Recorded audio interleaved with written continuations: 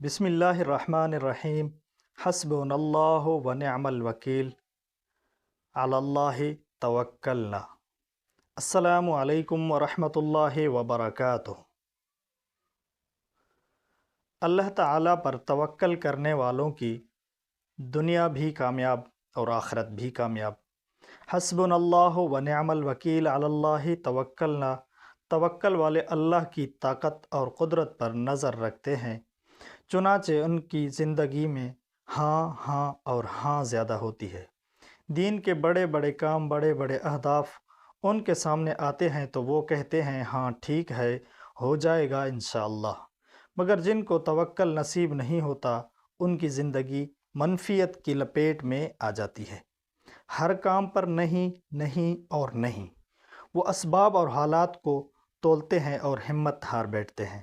عقیدے کے بارے میں نہیں نہیں اور نہیں بہت اچھا لگتا ہے۔ اللہ تعالیٰ کے سوا کسی کا انکار، ہر کسی کی نفی، مگر عمل میں ہاں ہاں اور ہاں اچھا ہے۔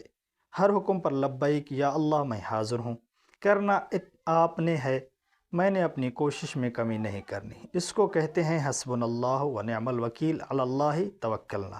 صحابہ کرام کو زخمی حالت میں جہاد کا حکم ملا، انہوں نے انکار نہیں کیا، اور گرتے پڑتے روانہ ہو گئے۔ لوگوں نے ڈرایا، انہوں نے کہا حسبنا اللہ و نعم الوکیل۔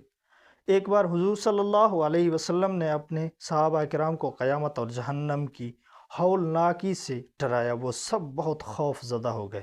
تو آپ صلی اللہ علیہ وسلم نے وہاں کی کامیابی کا حل ارشاد فرمایا کہ تم کہو حسبنا اللہ و نعم الوکیل، علی اللہ توکلنا۔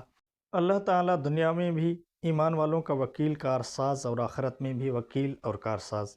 دنیا کامیاب ہوگی تو صرف اللہ تعالیٰ پر بھروسے سے، اور آخرت کامیاب ہوگی تو وہ بھی صرف اللہ تعالیٰ کی بھروسے۔